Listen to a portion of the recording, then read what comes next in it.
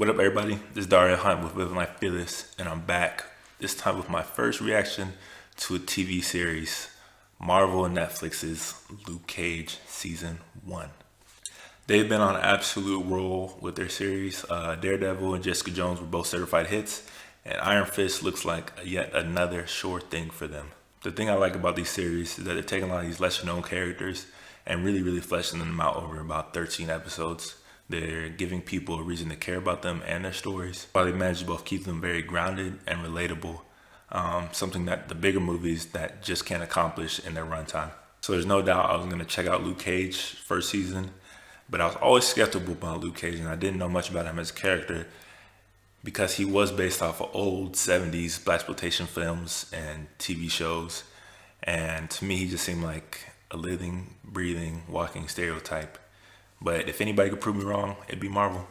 Without spoiling anything, the basic premise of Luke Cage and who he is as a character is somebody who was in prison, got experimented on, ended up getting super strength, endurance, and indestructible skin as a result. He eventually breaks out and he returns to Harlem and decides to do some good for the people around him and the community.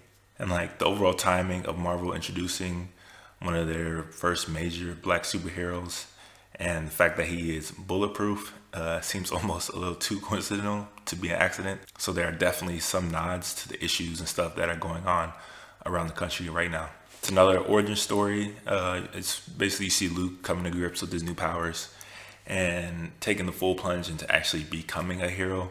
You throw in a couple flashbacks to his past life and how he got his powers, and you basically got the whole gist of season 1. I feel like overall they did a pretty good job of getting the story across and making it interesting. But for me, the biggest problem going to Luke Cage is how do you present a real threat to somebody who has indestructible skin when all he's really dealing with is lower level characters, and he's a very street level hero who's not dealing with these like cosmic beings or people with immense power, just like regular human beings like me and you with guns. And while I don't think they were perfect in conveying a real threat to him, I think they did a decent job of it.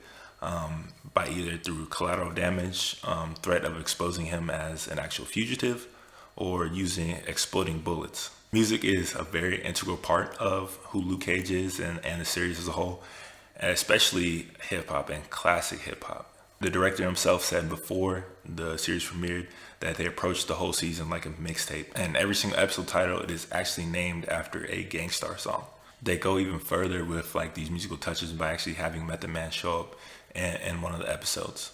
I thought the music was a really dope touch for them to add, and it really hammered home the fact that he was in Harlem and that he was a black superhero, and it really differentiated himself from the other shows out there with Daredevil and Jessica Jones and Agents of S.H.I.E.L.D. But if you don't know hip hop or you're not really a fan, it's okay if you don't. It's not an overpowering, aspect of the show. And it's not very integral to a story or anything that's going on. It just adds a nice little touch to it. Unlike a lot of the other superheroes they've introduced, he does not hide behind a mask. He is very accountable for each and every one of his actions. And he's definitely a man of the people and a man of the community. And they did a really good job of conveying this and world building by having all these great interactions with just regular people of the community and having people being able to reach out to him directly. Now, the budget isn't as big as their main movies, but they still did a very good job of showcasing his powers when they got the chance. There were a lot of really dope scenes, like one where he fights his way through an entire building full of people with guns. And there was another scene where you get a slow-mo of a criminal breaking his entire hand on his jaw in one instance, and then in another instance catching a bullet in his hand. So the visuals and the world building combined with Mike Coulter's fantastic job as Luke Cage brought a real weight to his world and to his character, and he brought a realness and authenticity to Luke Cage that really made his actions and motives believable. Rosario Dawson returns as Claire Temple, and she made an appearance in both Jessica Jones and Daredevil, and she continues to steal the show in pretty much each and every scene she's in, and this time she's given even more screen time. Simone Mizik plays Misty Knight, and she probably had the best character arc of anyone on the show. She started out as kind of an annoyance, but then eventually she grew to something that I actually liked. And like all of these good guys, they all played pretty well off each other, especially Claire Temple and Misty Knight. They had a great chemistry with each other, especially towards the end of the season. And Luke Cage had great chemistry with both of them. But a hero is only as good as a villain. And I won't say these are the best villains for a series, but there were still some pretty good ones. There is a cheap kind of bait and switch about halfway through the season though, that kind of undermines a lot of the great character building they did, especially with some of the villains. These iconic villains, Cottonmouth and Black Maria, make an appearance in this season, and they both do a really good job of portraying their characters and a lot of their motivations and their inner depths. They gave them a lot of, they're not just one-dimensional people. So what do you guys think about season 1 of Luke Cage? Do you think they did a good enough job of keeping things interesting, or was it a little bit too small scale? What did you think about his villains, and what did you like about the music in the show? Let me know in the comments below, and be sure to head over to Living Life Fearless and leave your rating for season 1 of Luke Cage. With that being said, you are now free to leave this video before I go into full spoiler territory. So I'm gonna give you guys about 5 seconds before I spoil. You've been warned.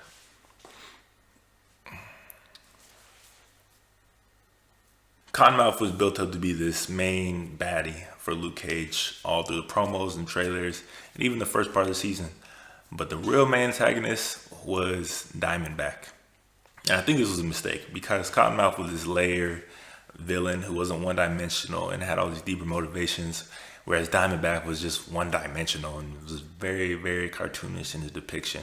He was supposed to be like this big bad threat to everybody and who everybody feared, but ultimately to me he came off as pretty wacky. And the revelation that Diamondback was actually Luke Cage's half-brother that his parents never told him about made the story a lot less interesting, and it made it even smaller scale than it already was. And also undermined the threat of Diamondback and the fact that he was supposed to be this scary guy. When it comes down to it, he was just a whiny little bitch who didn't get enough attention from his father, and he was mad because all the attention went to Luke Cage. They could have and they should have made this way, way more interesting than it was. I also think the end fight was really weak between Diamondback and Luke Cage. I don't know how he just managed to get a super suit that was capable of going toe-to-toe with Luke Cage. And not only toe-to-toe, but he was pretty much whipping Luke Cage's ass. And the only way that he could stop the fight was by stop fighting back, which made him less angry and caused the suit to lose power.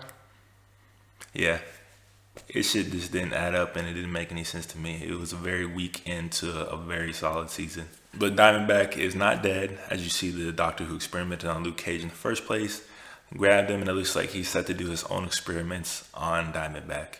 So maybe next time he'll actually be a serious threat that they play him up to be. But altogether, I really wish that they would just go with a different character. Now, I'm not familiar with the comics, but from what I knew, he had pretty much indestructible skin that could stand up to almost anything. So was there ever, a point in the comics where a bullet could pierce his skin, even if it was an exploding bullet? I really want to know this. Can somebody let me know in the comments below? At the end of it all, Luke Cage gets shipped back off to prison. He gets revealed by Black Maria. But I don't think he will be there for long because Matt Murdock will be representing him, as well as his friend found the evidence with all the files that should get him off scot-free. And I think that's a real start to intro into the Defenders. And now that Black Maria, aka Marae Dillard, got off scot-free by killing Misty Knight's only witness, I think that she will go into full-on vigilante soon. And on a lighter note, Turk showing up in every show should be a requirement because it's always, always good screen time. Now there's some Easter eggs that I got from season 1. I didn't get everything, obviously, but Reva, who was the girl, she was his first love, and she was the one that was killed by Jessica Jones in Jessica Jones season 1. Hammer Industries, which is the guy, Justin Hammer from Iron Man 2, he gets name dropped a lot, specifically for making the weapons, so maybe he'll make an appearance sometime in the future.